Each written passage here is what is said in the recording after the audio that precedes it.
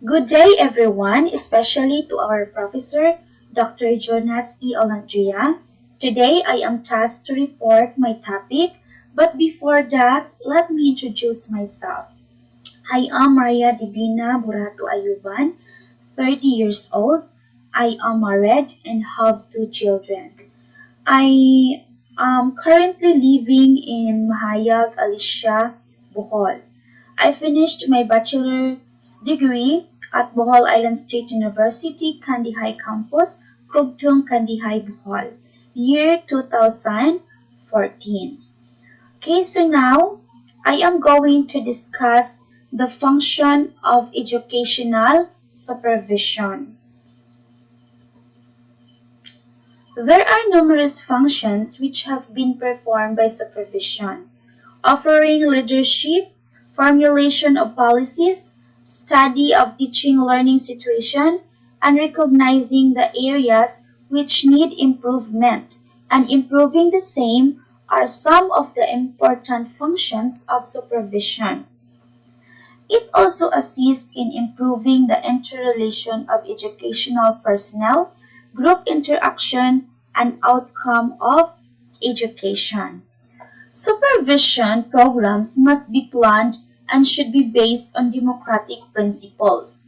They are essential to be planned to integrate educational efforts and should be in accordance with the situation. Okay, here are some functions of supervision. First is improving teaching learning situation. Teachers must be kept updated of the latest researches and developments in education. Instruction should be modulated according to the individual needs of the learners. These have to be made conducive to the growth and progress of students, which is real scope of supervision. Next is provide leadership. Leadership may be defined as the process of conception and attainment of the goals and objectives of the group. Without leadership, both the actions and cohesiveness of the group are in danger. For the group to be successful, it is crucial to maintain harmony within group. Thus, one of the most significant functions of supervision is to provide leadership that will maintain the unity of the group by the promotion of group feelings and efforts. Next is improving the personnel. According to E.C. Eliot, supervisory control is concerned with what should be taught, when it should be taught, to whom, by whom, how, and to what purposes. So, the development of the teachers is not so much a supervisory function which teachers participate, as it is the function in which the supervisor participates. Next is goal development. Perhaps the most important function of supervision is to make sure that the teachers and supervisors work together in coordination to develop the objectives of the school organization. So it is important to note that the objectives of the school originate from the objectives of the society. It is noteworthy that the development of goals for the teaching learning process needs collective efforts from both the teachers and the supervisors. Next is policy formulation. Without having a definite policy, neither good planning nor effective implementation could be possible. Education is a purposeful activity which aims at the development of capabilities, powers, and competence of an individual to fulfill the needs and demands of the society so as to evolve a better personality and an advance and rich democratic social system. So to achieve this aim, it is a vital performance to formulate definite policies to lay down aims and objectives, and to do proper planning.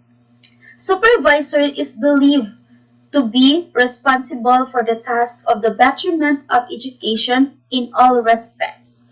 So it must be accountable for conceptualizing educational policies. Next is improving human relations. One of the major functions of supervision is to conceive and maintain a cordial interpersonal relation with and among all educational workers. So, a congenial relationship cannot be achieved by merely bringing people together to form a group. It can be created by living and working with the staff members in such a manner so that they can implement good human relations. A supervisor must take care of his co-workers and his colleagues. Next is improving group interaction. Education is a cooperative group enterprise. An important function of supervision is to develop and maintain cooperation with the staff. As group work encourages individual development, strengthens democratic practices, and fosters moral and ethical values. Next is surveying teaching learning situation. Modern supervision is very much involved with entire teaching learning condition. It is essential that supervision should first inspect and study the students, teachers, classrooms, curriculum, to administration, and co-environmental of the institute. Next is improving the outcome of education. Educational practices should continuously improve the educational outcomes. Supervision should constantly assess and evaluate the level to which the aims are being attained. Supervision must rely on the modern methods of evaluation such as rating scales, checklist, interview, objective testing, and so on. Next is improving supervision. It may sound strange that supervisor could function for its own improvement, but if we consider that supervision defines its own intention and methods, it is therefore capable to assess frequently whether or not and to what extent it fulfills the allotted function. Okay, so modern supervision thus emphasizes that teacher and supervisors should make efforts towards self-direction, self-evaluation, self-guidance, and self-supervision. Next is improving morale of teachers. So it is very essential for a supervisor to understand the importance of confidence and morale in teaching learning situation and methods to improve it. So, morale is considered as a psychological state of mind which develops as a consequence of the way an individual perceives his present achievements and progress. Next is generating favorable learning climate. Learning climate refers to psychological features of the atmosphere. It has been shown by researchers that the quality of classroom learning climate has high positive correlation with the teaching learning process. So it is possible to generate a congenial climate, which is an important function of educational supervision by providing essential facilities, talking to teachers, listening teachers' contribution, and involvement of decision-making, supporting and rewarding them, providing effective counseling, reducing the incidences of conflict among teachers, stressing upon goal achievement, and improving human relations. So that would be all for the first topic. So now let's proceed to another topic, which is traditional versus modern supervision. The traditional form of supervision assumes that with a sufficient level of improvement in the performance of teachers, the school will also improve automatically. Modern supervision, on the other hand, suggests that in order to improve the methods of schooling, there should be a focus on the performance of the entire school system. In the traditional form supervision, there is centralization of power with one individual or head. This person works according to his wishes and aspirations. He manages the instruction, formulating the policies, techniques, and instructions according to his own desires and expects everyone else to take his words as final. In the modern supervision, power is delegated based on supremacy of knowledge, accomplishments, and capability. So, instead of being centralized, authority is shared by all. There is complete access to the means of communication for all, and all the personnel participate in the process of determining policies, procedure, and final assessment.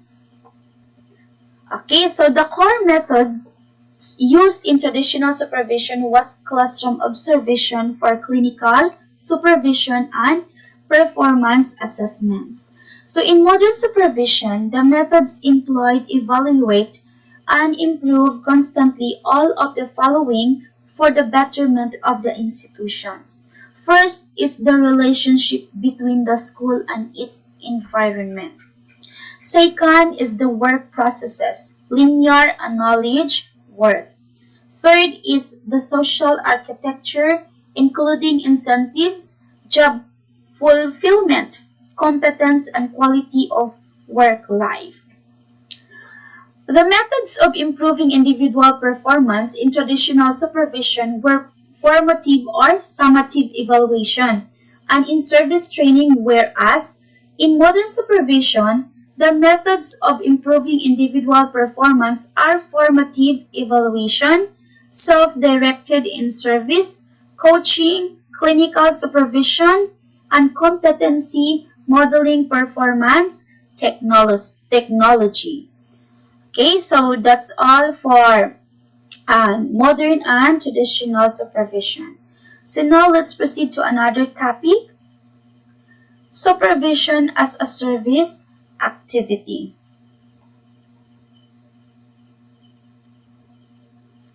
Supervision is also considered as a service activity. It is a service which is being provided to enable teachers and learners to do their assignments in a better manner. For the development of teachers, the presence of an effective means of communication needs to be established between the teacher and the supervisor. The supervisor is expected to encourage, cultivate, and assess the growth of teachers on a professional level. So it is of vital importance to develop desirable knowledge, skills, and attitudes in the teachers. So in the service aspect of supervision, the supervisor is meant to assess and counsel the teachers to improve teaching by recognizing superior ways of teaching, in solving personal as well as professional problems, in recognizing and using significant teaching methodology, in staying updated with the recent developments in the field of education, and also expected to increase the self-esteem of teachers and students. Okay, so that would be all about my topic. But before I end up my report, I have a quote for you. Management is doing things right. Leadership is doing the right things. Okay, by Peter F. Drucker. Okay, so thank you for listening. Again, this is Maria Divina B. Ayuban signing off. Thank you. Bye bye.